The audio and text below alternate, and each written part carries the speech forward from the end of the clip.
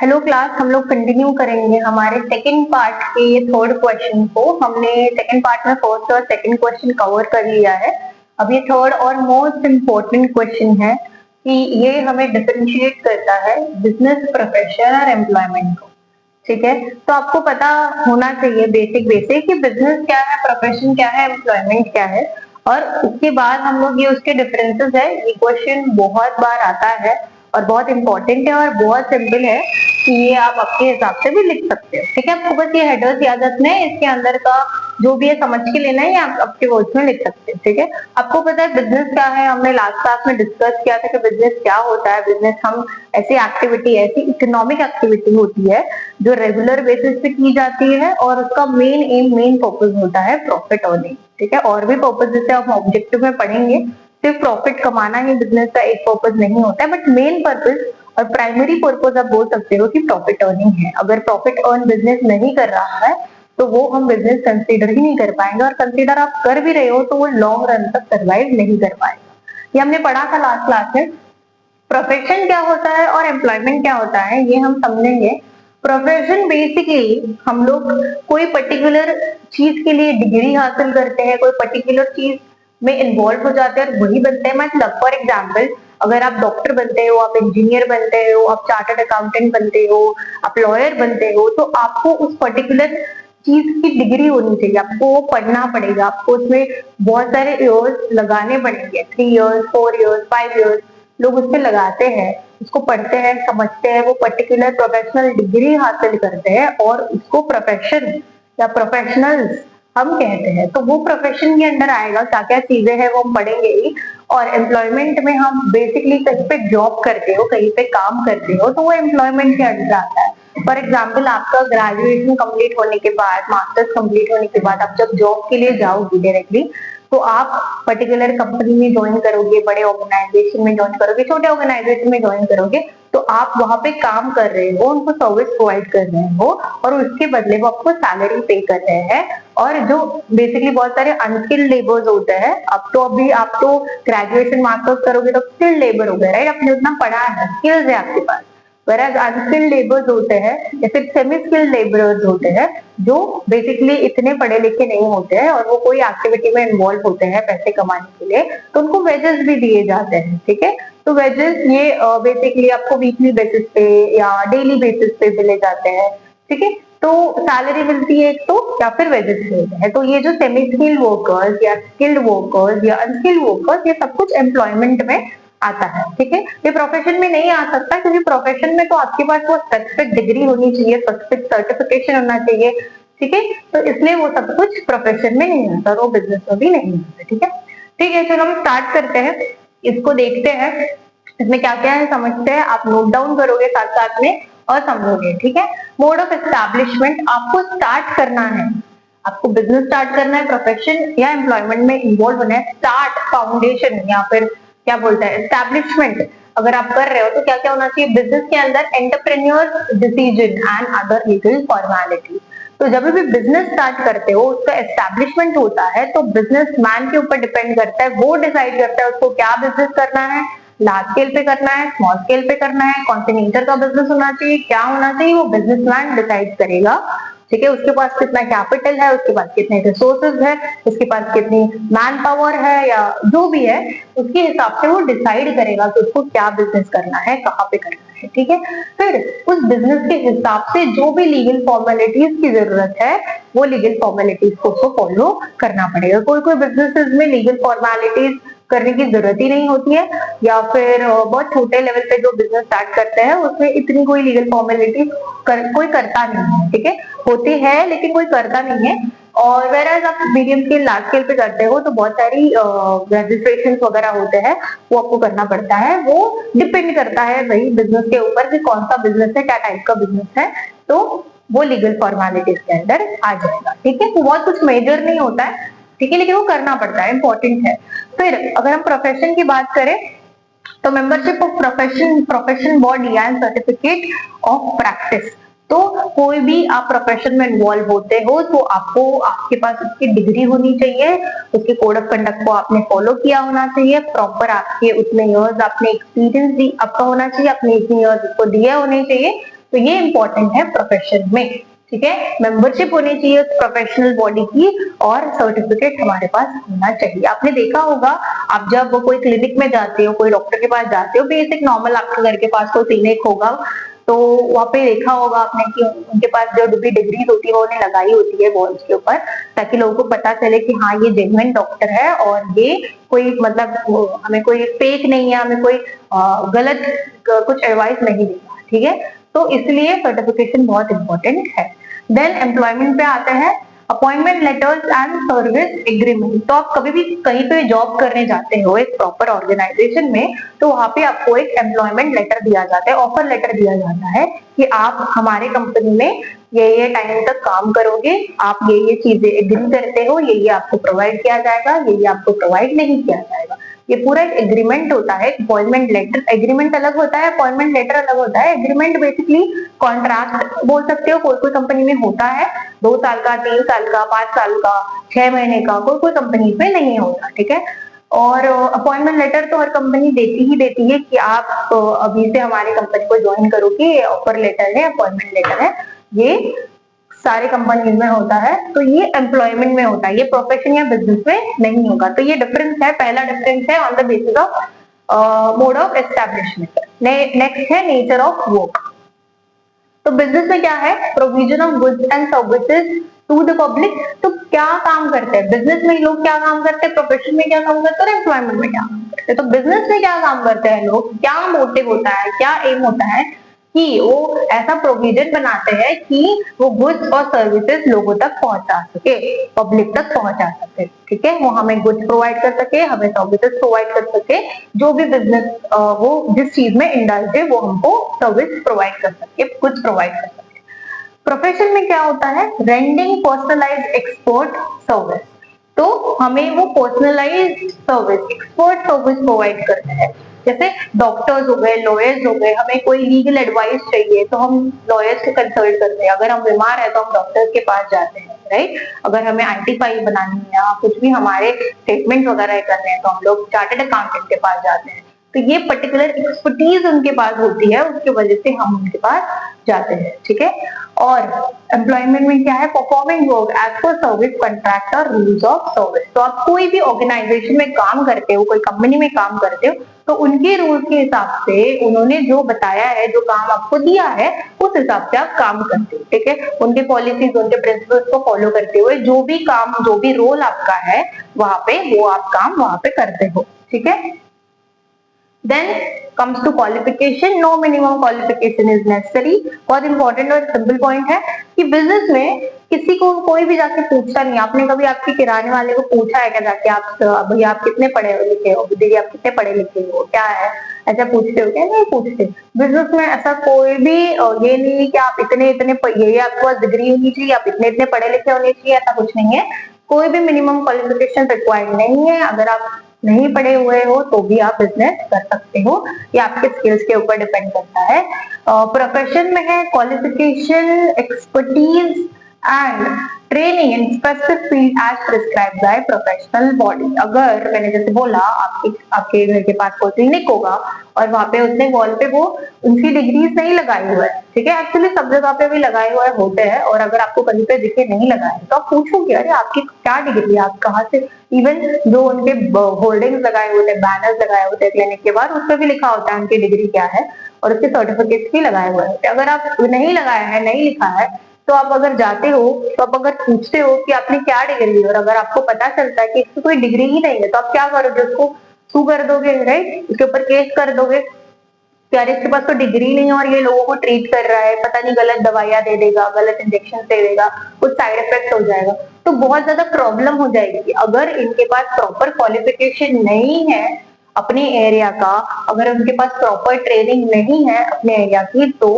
वो लोग बिल्कुल भी सर्वाइव नहीं कर सकते, बहुत ज्यादा दिक्कत हो जाएगी, ठीक है। तो इनके पास वो ट्रेनिंग, स्पेसिफिक ट्रेनिंग अपने अपने फील्ड की होना जरूरी है। अभी जैसे आप लॉयर्स को देखोगे, उनकी पढ़ाई होने के बाद जो भी वो एलएलबी करता है, जो भी करता है, उसके बाद जो उनका 1 साल 2 साल उनको प्रैक्टिस करनी पड़ती है। मतलब क्या कि कोई भी बड़े लॉयर के अंदर वो लोग उनको सीखते हैं, प्रैक्टिस करते हैं, देखते हैं, आप डॉक्टर्स को देख लो, नर्सेस को देख लो, उनके लास्ट ईयर में और लास्ट ईयर के बाद उनको 1-2 साल प्रैक्टिस में बितानी पड़ती है कि आप प्रैक्टिकली इसको मतलब इसको ट्रेनिंग ही मानी जाएगी कि आप उसको ट्रेन कर रहे हो कि प्रैक्टिकली आपको कोई सिचुएशन आई, कोई पेशेंट आया, कोई कस्टमर आया, जो भी है मतलब लॉयर के केस में, तो आप उसको कैसे हैंडल करते हो, कैसे क्लाइंट को हैंडल करते हो, कैसे पेशेंट को हैंडल करते हो, तो ये सब कुछ आपको पता होना चाहिए, आपको आना चाहिए। इसलिए यहाँ पे ट्रेनिंग इंपॉर्टेंट है, आपकी एक्सपर्टीज इंपॉर्टेंट है, आपकी क्वालिफिकेशन काफी इंपॉर्टेंट है।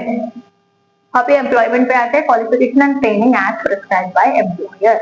अभी आप जब जॉब के लिए जाते हो एम्प्लॉयमेंट के केस में, तब को पूछा जाता है कि आपने क्या डिग्री की है, तो आप पर्टिकुलर आपकी डिग्री बताते हो, आपका क्वालिफिकेशन बताते हो, मैंने ये किया है। तो अगर आपने आईटी की हुई है तो आपको ऑपरेशन में क्यों लेंगे, राइट? तो वही है, जो भी आपने पर्टिकुलर डिग्री ली है, जो भी आपकी क्वालिफिकेशन है, उसके हिसाब से आप पर्टिकुलर जॉब रोल पे आते हो, ठीक है?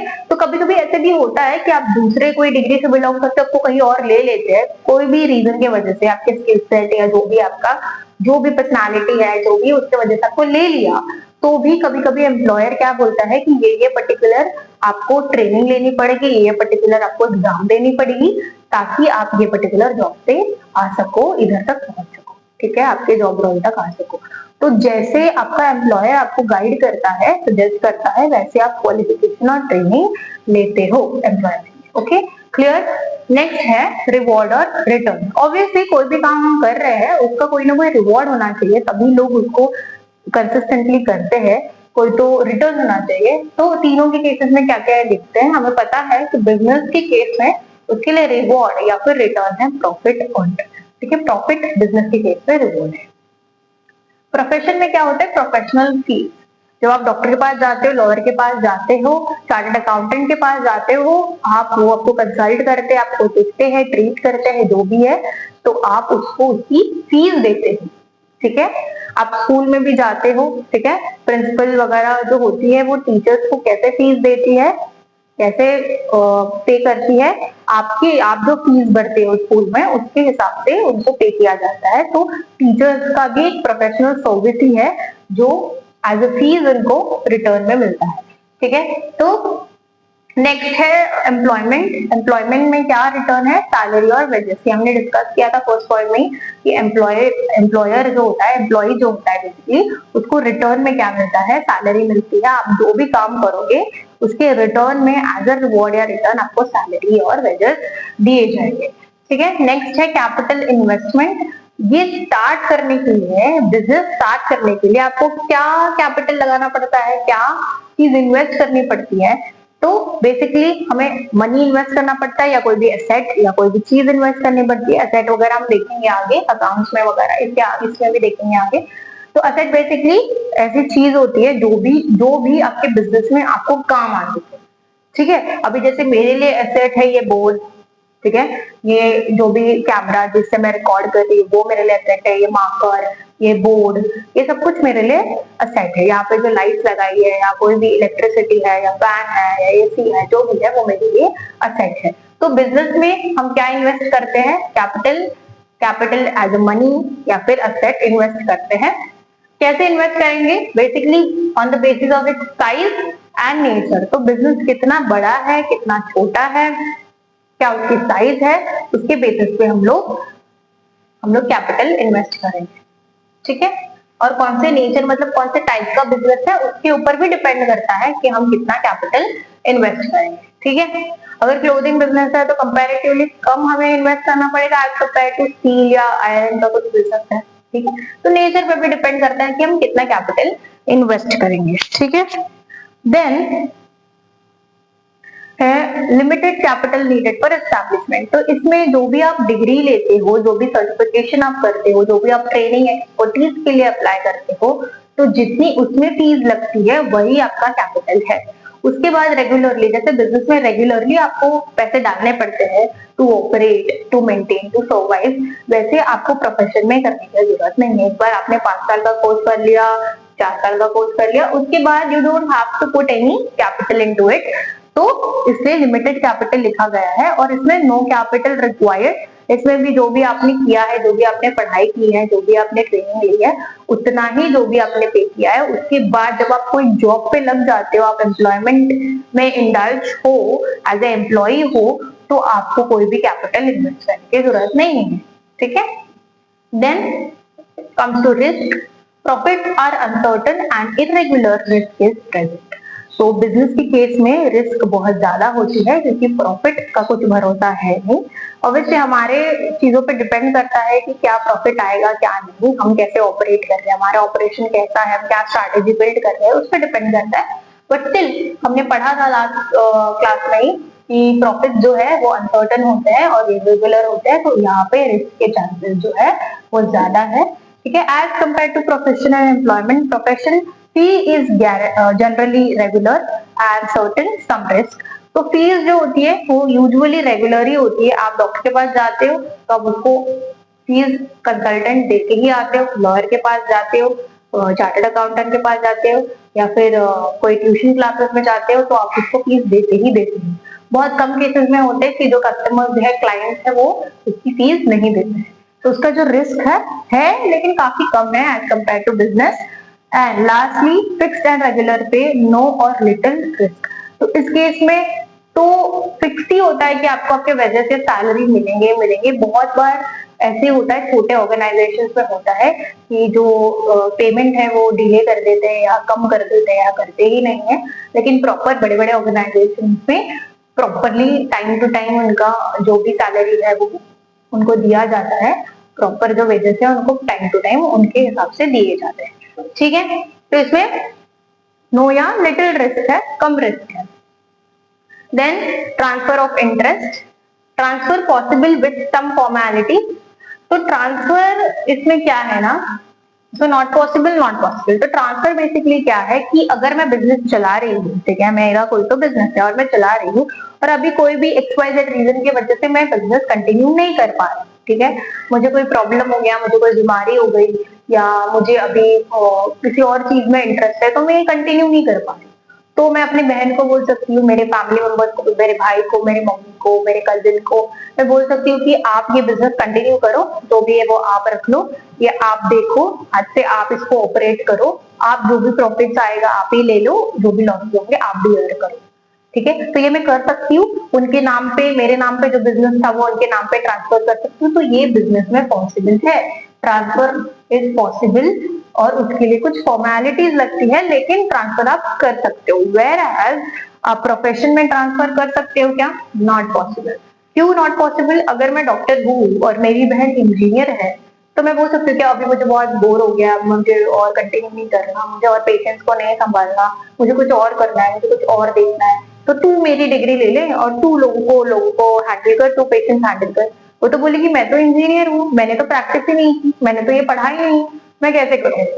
राइट। तो इसमें मैं अपनी जो डिग्री है उसके नाम पे ट्रांसफर नहीं कर सकती हूँ, यहाँ पे कोई ट्रांसफर नहीं हो सकता, तो प्रोफेशन में ट्रांसफर नहीं हो सकता। वेयर एज एम्प्लॉयमेंट में भी सेम केस है। आप कोई पर्टिकुलर जॉब रोल पे हो, आपको अभी उसमें मन नहीं लग रहा, आपको मजा नहीं आ रहा, आपको कुछ और करना है, कुछ और एक्सप्लोर करना है, तो आप आपके कजिन को, फ्रेंड को, रिलेटिव को जाके नहीं बोल सकते तू मेरा जॉब कर ले भाई, तू तुझे ले लेंगे, तू मेरा जॉब कर ले, मैं कुछ और। ऐसे नहीं होता है। आपका, आपके स्किल सेट अलग है, उनके स्किल सेट अलग है, आपका जो पर्सनालिटी है, जो भी है, वो आप उस पर्टिकुलर जॉब रोल में फिट होते थे, इससे आपको लिया है। सेम आपके कजिन का, सेम आपके भाई बहन का, सेम आपके रिलेटिव का नहीं बैठेगा, नहीं सेम होगा, तो हम उनको नहीं ले पाएंगे। राइट। तो इसलिए एम्प्लॉयमेंट में भी ट्रांसफर पॉसिबल नहीं है। ठीक है। लास्ट एग्जाम्पल्स तो आप खुद अपने हिस्से भी लिख सकते हो, ये मैंने कुछ एग्जाम्पल्स लिखे हैं। ठीक है। एग्जाम्पल्स का कोई इशू नहीं होता है, जो भी आपको समझ में आता है आपके हिसाब से सही होने चाहिए वो। ठीक है। थोड़ा एक बार वेरीफाई कर लेना, क्रॉस चेक कर लेना, जो भी आप सोच रहे हो, जो भी आप एग्जाम्पल्स लिखते हो सही होने चाहिए। ठीक है। तो इसकी एग्जाम्पल्स है बिजनेस के, कोई शॉप, कोई फैक्ट्री, ठीक है, कोई बिजनेस में आप कोई भी ब्रांड का नाम लिख दोगे तो भी चलेगा, शॉप फैक्ट्री लिखोगे, कोई इंडस्ट्री लिखोगे तो भी चलेगा। प्रोफेशन में है, आप टीचर भी लिख सकते हो, यहाँ पे मैंने legal, medical profession, chartered accountancy, lawyer, legal में लॉयर ही आ जाएगा, तो वो आप लिख सकते हो।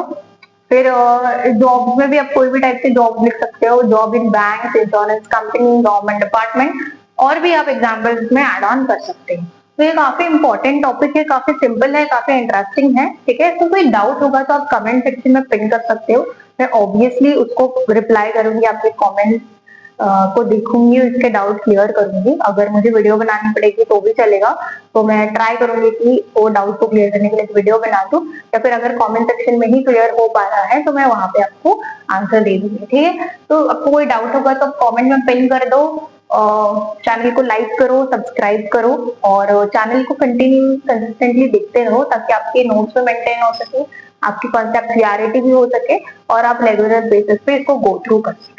ठीक है, तो अब तक के लिए इतना ही, नेक्स्ट पार्ट में मिलते हैं, आगे के कॉन्सेप्ट क्लियर करेंगे, आगे का पार्ट करेंगे कवर, और तब तक के लिए take care, keep study. Thank you.